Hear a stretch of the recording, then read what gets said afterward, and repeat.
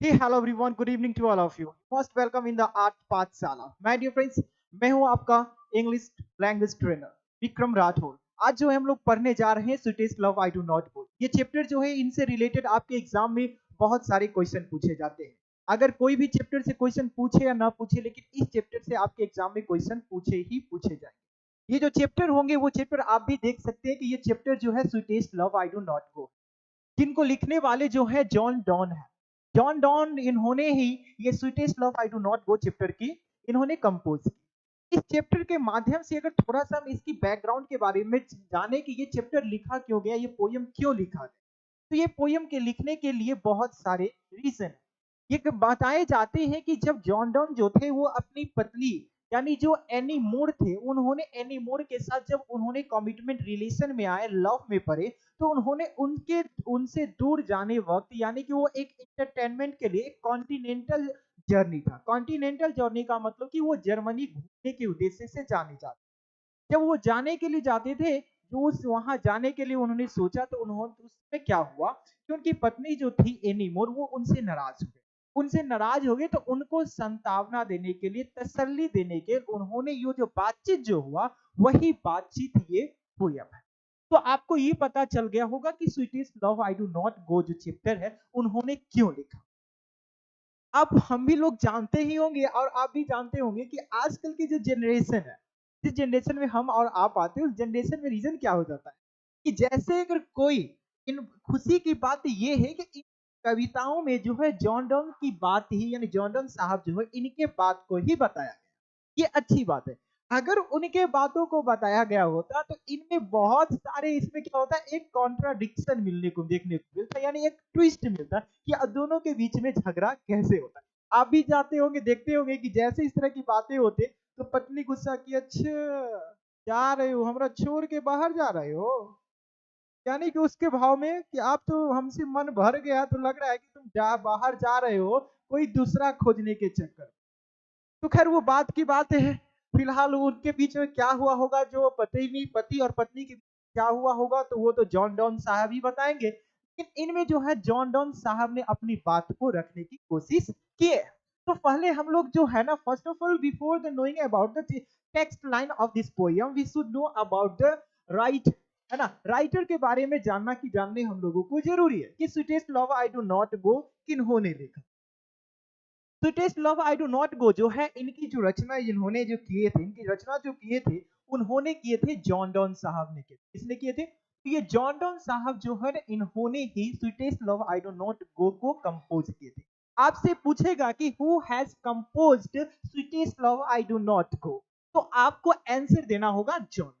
तो इनके बारे में जो है, ये इसकी जो बायोग्राफी जो होते हैं, इसके बारे में जो अबाउट राइटर के बारे में जितने सारे चीजें के दिए गए, उन सारे चीजों को आपको जानना जरूरी है, क्योंकि इससे कई सारे क्वेश्चन आते हैं. कहते हैं कि John Donne was the pioneer of new kind of lyrical and satirical was called metaphysical. ये जो बता रहे हैं कि जॉन डॉन साहब जो है एक पायनियर है of a new kind of lyrical and satirical words. Satirical और लैरिकल, लैरिकल का मतलब होता है एक गाना, आप सुने गाना सुनते होंगे, उसमें लय होता है यानी गीतात्मक रूप से, तो वही होते हैं. यानी कि लैरिकल का मतलब जो होता है गीतात्मक रूप से, और सैटेरिकल का मतलब होता है कि व्यंग्य के रूप से. कि इंसान अपने पोएम के माध्यम से जॉन डन साहब ने उन्होंने कोशिश किया कि लोगों को हम एक मजा भी दे, लोगों को एक सुनने में पढ़ने में मजा भी आए, और उसके साथ साथ उन्होंने समाज में जो हो रही घटनाएं थी उन पर उन्होंने व्यंग्य किया, कटाक्ष किया. तो आपसे क्वेश्चन पूछे जाएंगे कि ये क्या होते हैं, ये किस तरह की पोयम है, तो आप बता सकते हैं कि एक लैरिकल और सैटेरिकल वर्ड्स उन्होंने लिखने की कोशिश की. इस तरह की कविताएं जो है वो जॉन डॉन साहब लिखते थे. अब बात है कि मेटाफिजिकल इसे क्यों कहा. मेटा का मतलब होता है दूर, कई सारे दूर, बहुत दूर, और फिजिकल का मतलब फिजिक्स यानी साइंस से. जो साइंस से बहुत दूर की बात है वही मेटा फिजिकल कहे जाते हैं. मेटाफिजिकल का मीन्स कि जो साइंस से परे है, तो साइंस से परे एक ही चीज है जो साइंस के बस के बाद नहीं है, वो हमारा पावर है, सोल पावर है, यानी साफ साफ अपने तो अध्यात्म.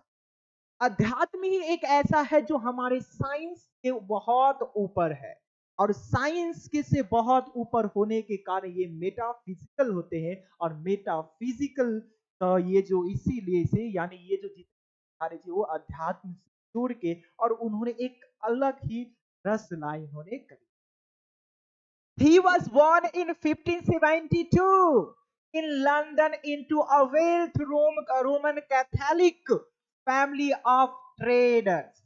ये बताते हैं कि जॉर्डन साहब की जन्म जो होती है 1572 यानी 1572 ईस्वी में लंदन में, जिसे आप यूके बोलते हैं या यूनाइटेड किंगडम बोलते हैं, वो बोल सकते हैं। into a wealth Roman Catholic family of traders, यानी कि एक रोमन कैथोलिक फैमिली के व्यापारी के घर था, बहुत ही संपन्न व्यापारी था, उनके घर में जो है इनका जन्म हुआ था।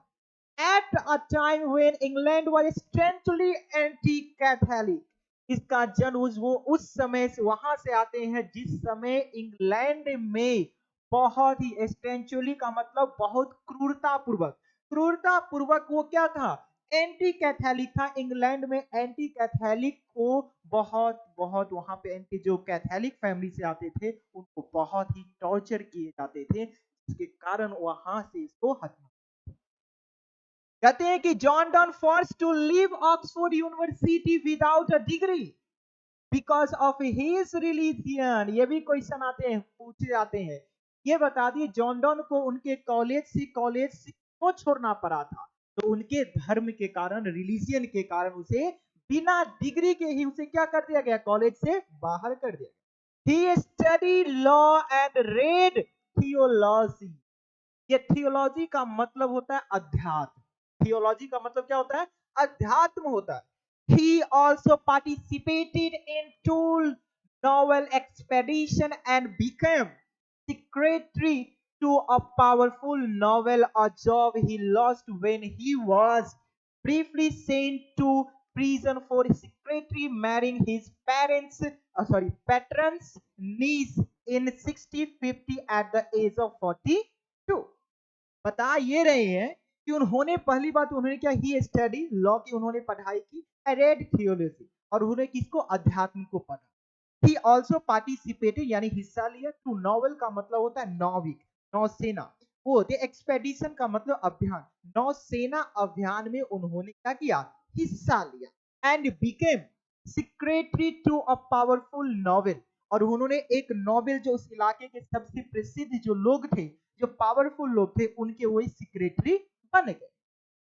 A job he lost, उन्हें एक जॉब मिला, उस जो जॉब इन्होंने सेक्रेटरी का मिला, उन जॉबों को इसे खोना पड़ा।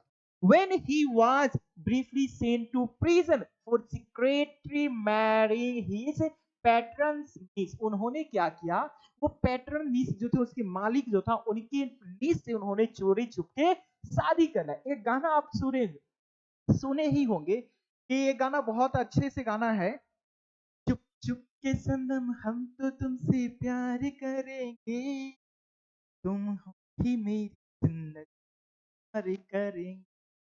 तो चुप चुप के सनम हम तो तुमसे प्यार करेंगे, ये गाना गाते गाते उन्होंने क्या कर लिया, शादी कर लिया चोरी छुप के। तो वही बात है यहाँ पे कि उन्होंने चोरी छुप के एकदम सीक्रेटली चोरी छुप के उन्होंने अपनी मालिक की जो भांजी या भतीजी कह सकते हैं कि उन्होंने 1650 में उन्होंने क्या कर लिया, शादी कर लिया एट द एज ऑफ 42। लग रहा चाचा का एक पैरवा जो था ना, एक पैर जो 42 की उम्र में, आधा तो शरीर आधा जिंदगी दे लिए थे, तब पर भी इन्होंने शादी की। हल्की बात, क्या ये उम्र में मिलता नहीं है, 42 की उम्र में मिल गया।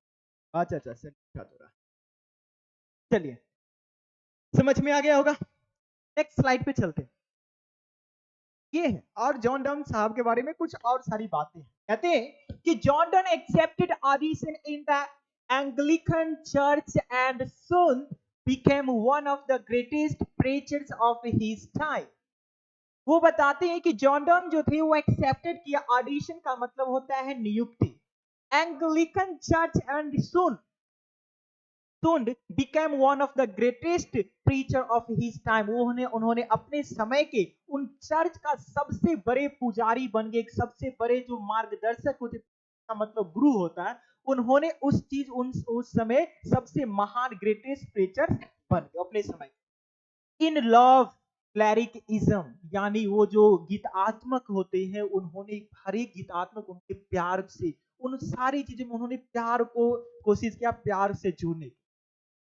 John Donne broke completely with the Petrarchan tradition. Petrarchan tradition जो था, उन्होंने उस समय जो जॉन डॉन से पहले जो कविताएं लिखे जाते थे, वो सारे के सारे कविताएं पेट्रार्कल ट्रेडिशन पे लिखे जाते थे। और ये पेट्रार्कल ट्रेडिशन पे जो लिखे जाती थी, तो इन्होंने क्या किया, इन जो ट्रेडिशन था इसको पूरी तरह से ध्वस्त कर दिया, तोड़ दिया, जिनके कारण उन्होंने क्या किया, एक नई ट्रेडिशन को लाया।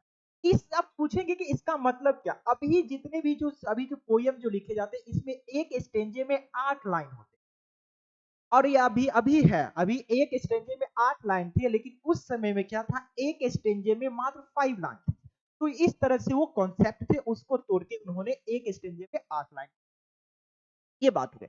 His love's poem used the latest discoveries of science and geography to hammer to home a point and combined passion with verbal and intellectual teaching. कहते हैं कि उन्होंने जो उनकी जितने सारी जो लव पोयम थी, उन्होंने उसमें उन्होंने क्या किया, साइंस का और ज्योग्राफी का जो नई डिस्कवरीज, जो खोज था, उनको इम्प्लीमेंट करने की कोशिश की। To hammer home a point, उस बातों को सबसे ज्यादा, उन बातों को सबसे ज्यादा हैमर किया, यानी उस बातों को सबसे ज्यादा जोड़ दिया, पॉइंट किया, कंबाइन पैशन, वो पूरी जुनून के साथ, with verbal and intellectual teaching, उन सारी चीजों जो मोहल्ले में समाज में घटित हो रही थी ज्योग्राफिकल रूप से, वो ज्योग्राफी उन सारी चीजों को क्या किया, उन्होंने इस सारी चीजों से जोड़ने की कोशिश। John Donne is well known पर, और यहाँ पर जो है ना, John Donne is well known his works, उन्होंने अपनी काम जो था उनके लिए वो जाने जाते थे, उसका काम जो, ये काम जितने भी मार्क करा रहे हैं, ये आपके एग्जाम में आते हैं। सॉन्ग्स एंड सोनेट्स, ये जो इनकी लव पोयम जो कविताएं थी, उन कविताएं का नाम है ये याद रखेंगे। सेटायर्स एंड एलिजीज, ये भी इनकी रचनाएं थे। उसका कहते हैं सैरमुन्स एंड सैरमुन्स, और एक जो था सैरमुन्स, जो एक रचना है, ये इन सारे को रचना उन्होंने किया। के बाद बताया कि genuine poetic feeling, harsh metres, strained and whimsical images characterise all his poetic piece. उन्होंने क्या किया, उन्होंने करेक्टराइज का मतलब होता है वर्णन करना, बताना, उन्होंने करेक्टराइज किया ऑल द पोएटिक क्रिएशन, जितने सारी रचनाएं किए थे, उन सारी की रचनाएं क्या था, इसमें क्या था, जेन्युइन पोएटिक फीलिंग, जो एक जो हम लोगों के साथ जेन्युइन रूप से, वास्तविक रूप से होते रहते हैं, उन सारी चीजों को क्या किया, उन्होंने बताने की कोशिश किया पोयम के माध्यम से।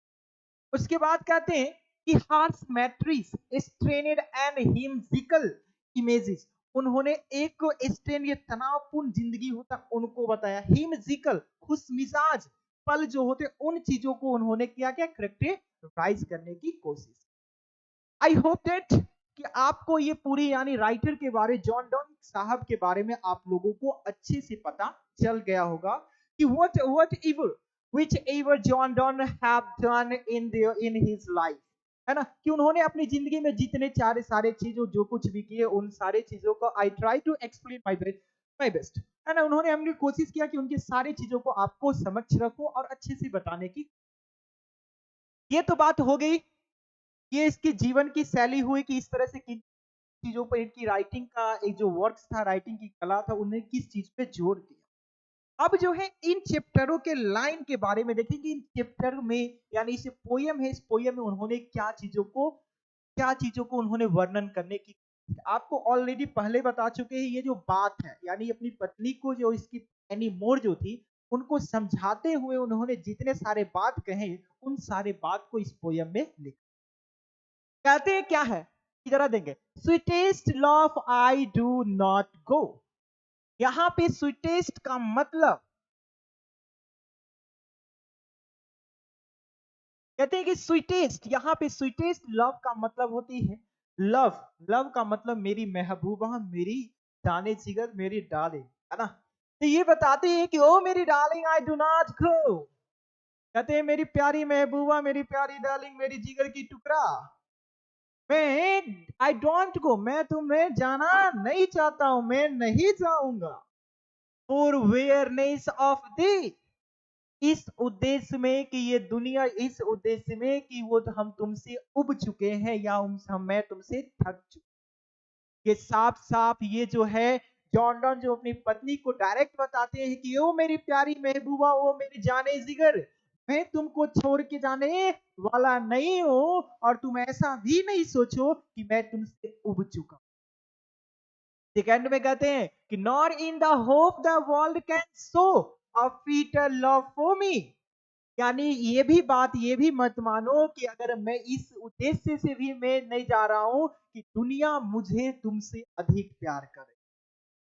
यानी कि एक साइड तो उसकी तारीफ करते हुए कहते ओ मेरी जानी जिगर थोड़ा सा मुंह तो खोलो, है ना। तो पहली बात कि उसको अपनी ध्यान अपनी अपने अपने इधर उसको अट्रैक्शन करता है, अट्रैक्ट करके यानी उसकी ध्यान को अपने इधर जो इंटेंशन देता है वो, और उसके बाद वो बताते हैं कि ओ मेरी प्यारी महबूबा, ओ मेरी जाने जिगर, मैं तुमसे उब गया हूं या मैं तुमसे थक गया हूं, इस उद्देश्य से मैं बाहर नहीं जा रहा हूं, और ना ही इस उद्देश्य से जा रहा हूं कि दुनिया तुमसे मुझे अधिक प्यार दे।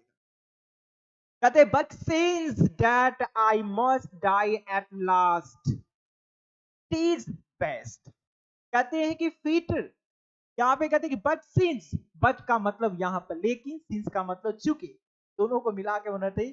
कहते हैं कि मानो या ना मानो एक बात तो निश्चित है कि I must die at last, एक न एक दिन हमें मरना है।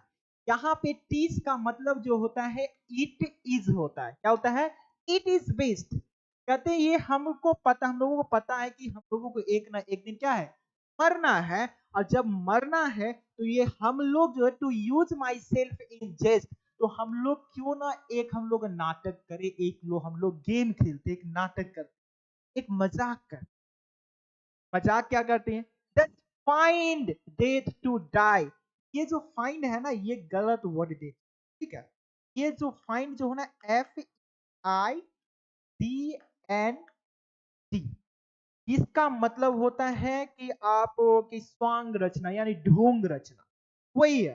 कहते हैं thus by feigned death to you to die, एक हम लोग दस का यहाँ पे क्या, यहाँ का मतलब इस लाइन का मतलब ये हुआ, एक हम लोगों को एक मरने का एक नाटक करते हैं कि हम लोग मानो कि हम एक ना एक दिन हमें मरना है। जब मरना है तो क्यों ना हम इसी तरह का एक गेम खेलें, और ये गेम खेलने का कारण क्या है, उससे कॉन्टिनेंटल जर्नी पे, यानी उसे कॉन्टिनेंटल इन जर्मनी उसको जाने घूमने जाने का था। और वो जब वो डायरेक्ट छोड़ के जाती तो क्या होता, वो बोलता है कि मुझे छोड़ के क्यों जा रहे हो, ऐसा तो कोई और चक्कर है, इस बात का भी हो सकता है। तो उन्होंने क्या किया, उस नाटक का कि ढोंग रचते कि हम लोग मर गए, भैया मैं मर गया, और जो तुम्हें दुख होगा, जो तसल्ली, जो दुख तुम्हें होने वाला होगा मेरे मरने के बाद, वो दुख क्यों ना हम अभी देख ले कि हम लोगों को किस तरह उस सिचुएशन से करना है। तो ये हो गया कि इस लाइन का मतलब।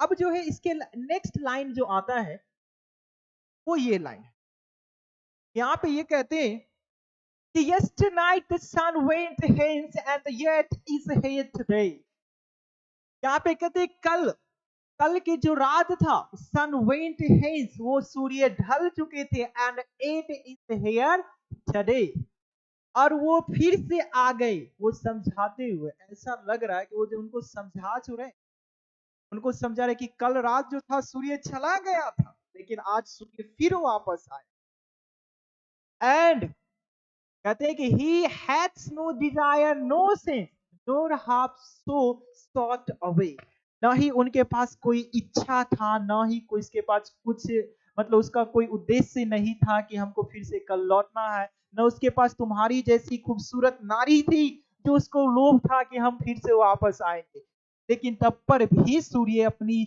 समय के अनुसार आए हैं, बिना समय को किए हुए। और ये मैं हूं तो मैं भला कैसे ना, ये वही बात होगी। तो इसमें क्या सोचेगी, इसमें वही बात सोचेगी ना कि अगर उनकी कोई किसी का लवर है, अगर वो छोड़ने को जाते हैं, अगर उसको छोड़ के कहीं जाते हैं, तो उसको जब छोड़ के जाने के समय तो उसका एक ही गाना याद आ गया। कौन सा गाना?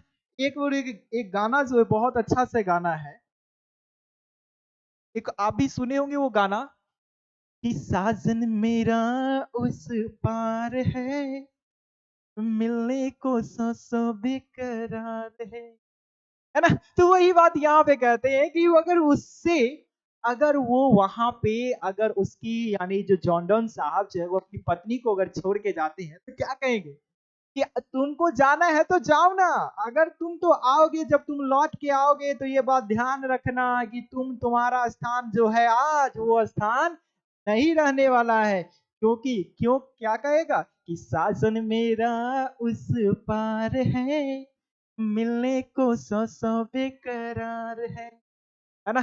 तो वही बात है कि मिलने को सौ सौ बेकरार है। तो अगर गयो तो समझ जाना कि एनी मोर किसी और के हो गए। तो वही पे यहाँ पे वो समझाते हुए कहते हैं कि yester night the sun went hence and it is here today.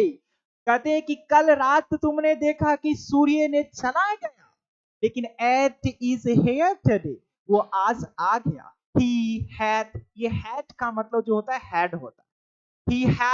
He had no desire no sense, उसके पास ना कोई इच्छा है ना कोई सेंस है, ना उसके पास कोई इच्छा है ना कोई अभिलाषा है, तब पर भी वो समय से क्या करे अपने समय के अनुसार आ गए।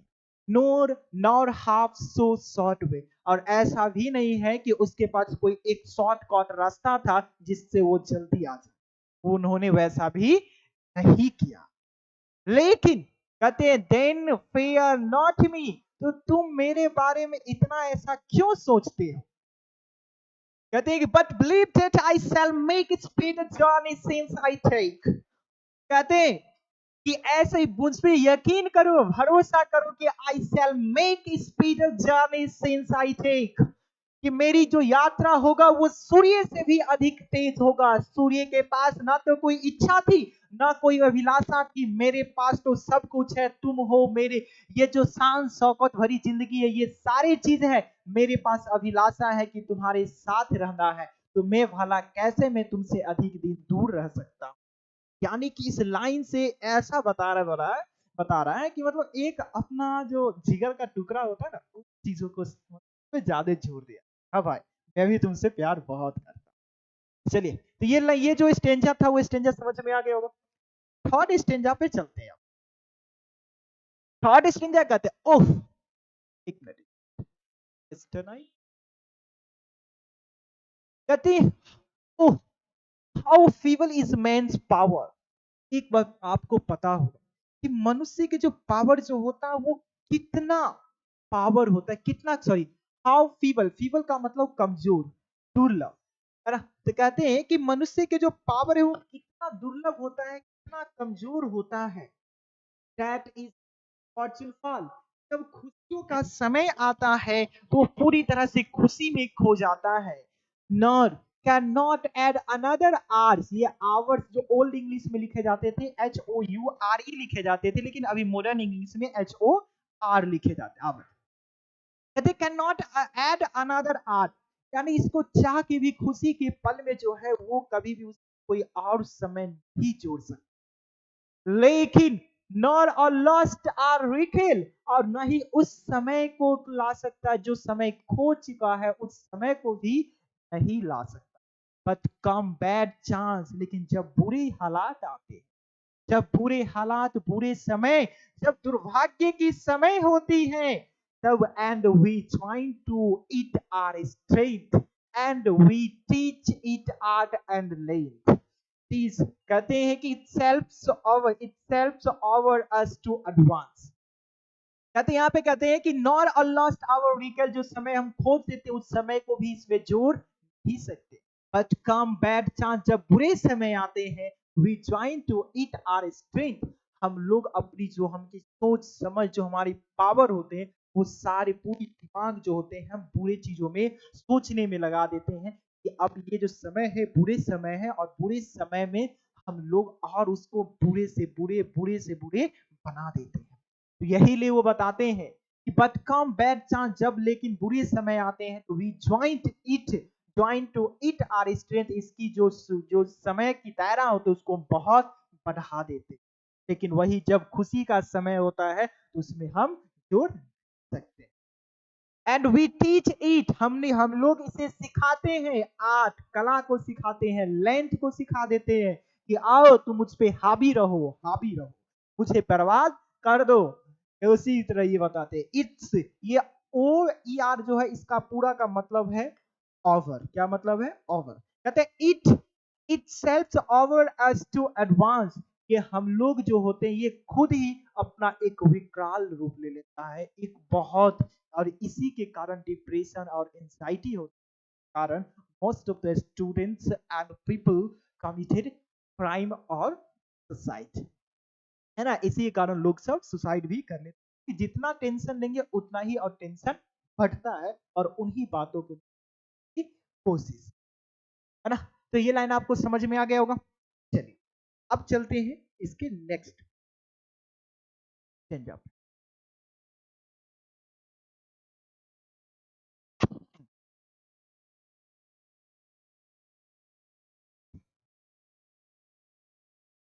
कहते हैं कि द साइट नॉट वाइंड, कहते हैं कि द साइट नॉट वाइंड, यहाँ पे द का मतलब यू होता है, यू है, और यहां भी आप यू रखे माने। कहते हैं कि वेन यू साइट, जब तुम आहें भरती हो, इसका मतलब आहें भरना, विलाप करना, रोना। कहते हैं कि जब तुम आहें भरती हो, योर साइट नॉट वाइंड, जब तुम आहें भरती हो और तुम्हारे आहें भरने से जो उसकी तुम्हारी सांसों की जो गर्मियाहट होती है, जो सांसें की गर्मियाहट होती है, तुम्हारे जुबान से जो हवा निकलती है, वो हवा जो होती है वो हवा नहीं होती है, but sight my soul away, ऐसा लगता है कि उन हवाओं से मेरी दिल की, जो मेरा दिल है, जो मेरा आत्मा है, वो मेरी बॉडी से अलग कर दे। तुम ऐसा ना करो मेरी प्रिय, कि तुम जब भी आहें भरती हो तो ऐसा लगता है कि मेरा प्राण मुझसे दूर हो रहा। When the whips unkindly kind, my life blood doth decay. कहते जब तुम रोती हो अनकाइंडली, बेवजह जब तुम रोती हो, तो उस समय ऐसा लगता है कि मेरी बॉडी का जो ब्लड का एक एक कतरा जो है वो क्षमते जा रहा है, हमसे दूर हो रहा है, वो बह रहा है।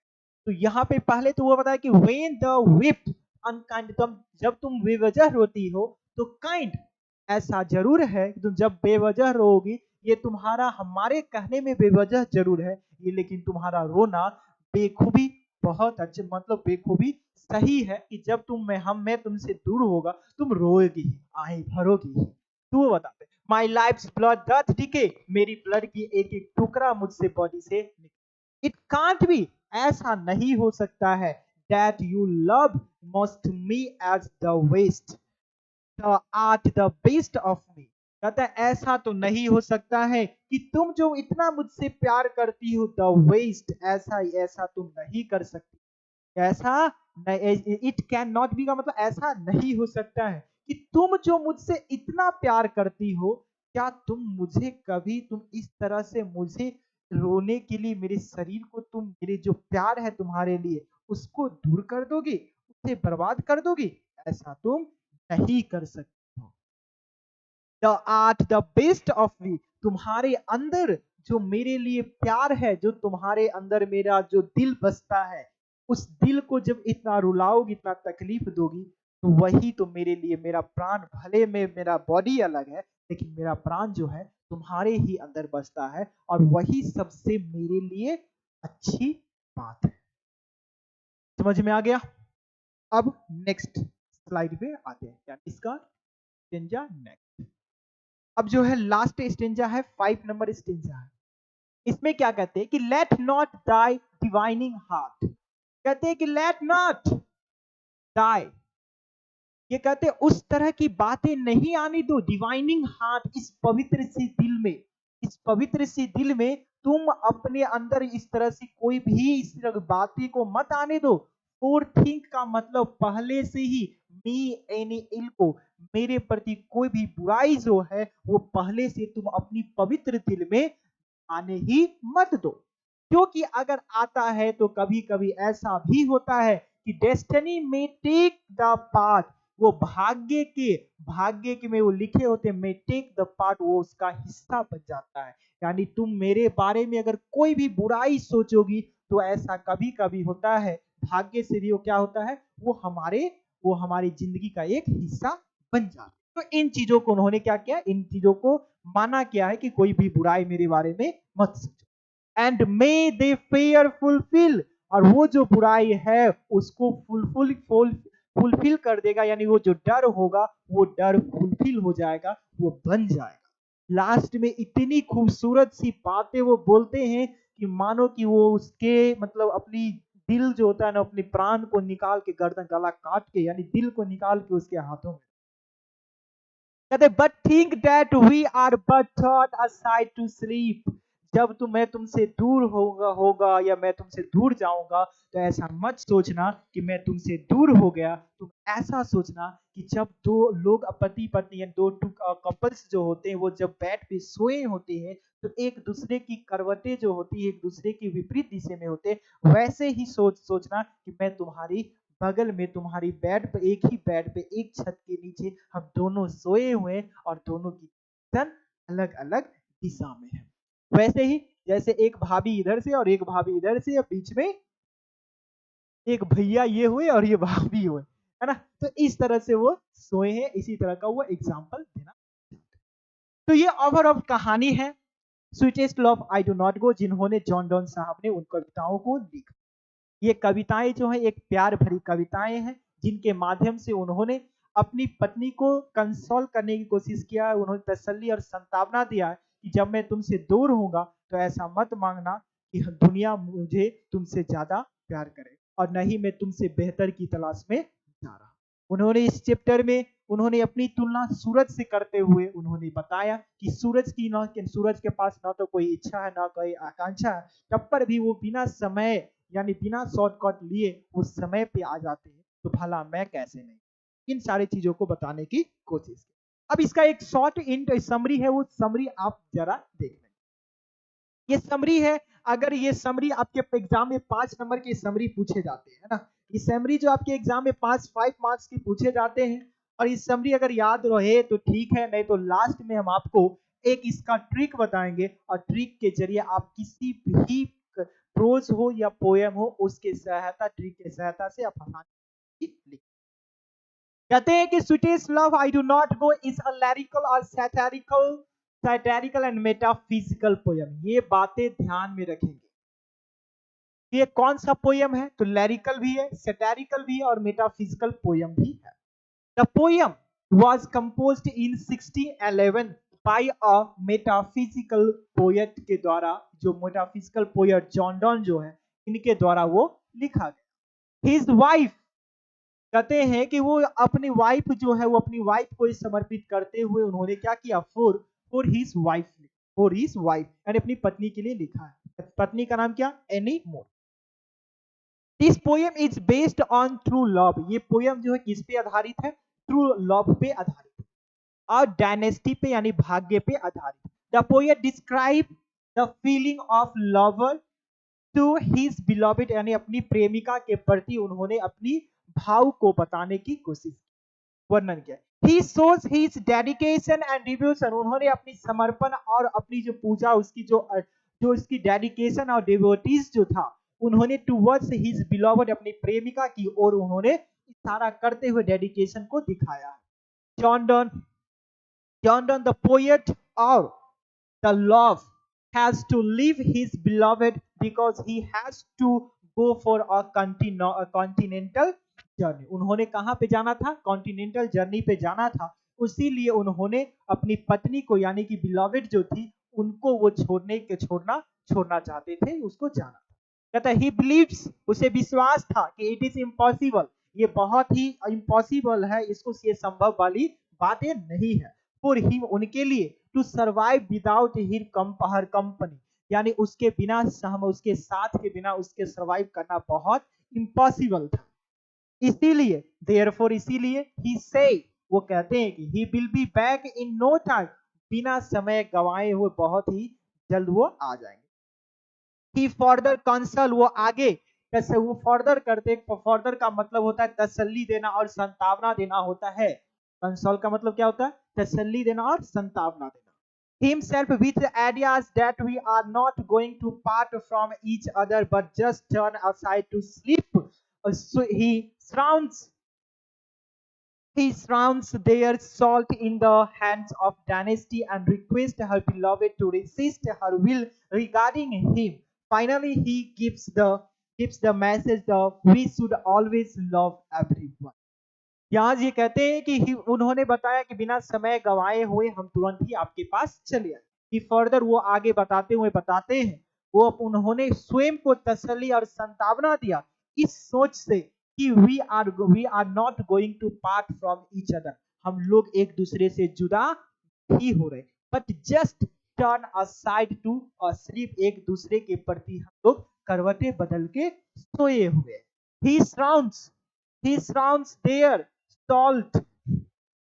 salt in the hands of dynasty। कहते ये सारी चीज जो है वो भाग्य के नसीब है, भाग्य में लिखा हुआ था है, उसी के कारण हमें छोड़ के जाना पड़ा। रिक्वेस्ट हर बिलॉवेड, वो अपनी प्रेमिका से रिक्वेस्ट करते हैं to resist her will regarding him, की उससे ही जुड़ के। Finally he gives the message, इस चैप्टर के माध्यम से जो है जॉन डन जो मैसेज देना चाहते हैं, क्या मैसेज देना चाहते हैं?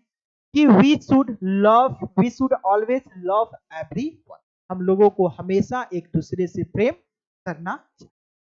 तो ये जो हो गए जितने सारे हमने बात बताई, वो सारे के सारे बात जो है sweetest love I do not go chapter से रिलेटेड है।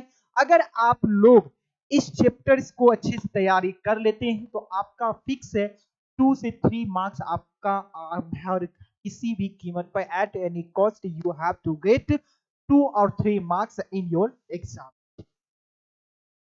तो आप लोगों को कैसा लगा ये जो मेरी प्रयास थी, वो प्रयास कैसा लगा आप लोगों को? अगर अच्छा लगे होंगे तो कमेंट में करके जरूर बताएंगे, और हमेशा बातों को ध्यान रखेंगे। जब तक आपके एग्जाम हो न जाए तब तक इससे रिलेटेड जो भी पॉइंट है वो सारे बातों को ध्यान रखेंगे। अगले क्लास में जो आएंगे इस चैप्टर के, इस चैप्टर में आपने क्या देखा? अबाउट राइटर देखें, लाइन यानी टेक्स्ट लाइन जो था, पोयम की लाइन जो था, स्टेंजर, तो उनको एक एक शब्द को एक एक लाइन वो हमने एक्सप्लेन किया, उसके बाद समरी बताया। नेक्स्ट जो क्लास इनके होंगे उसमें आपको क्या करेंगे? ऑब्जेक्टिव क्वेश्चन का प्रैक्टिस करवा, ताकि इस चैप्टर से आप पूरी तरह से मजबूत हो जाए, पूरी तरह से आप तैयार हो जाए, ताकि आप एग्जाम में अच्छे से फाइट करें। तो मिलते हैं नेक्स्ट क्लास में, तब तक के लिए आप लोगों को बहुत बहुत धन्यवाद। Keep smiling, keep laughing, keep learning, be perfect and good day, good take care, bye dear, जय हिंद।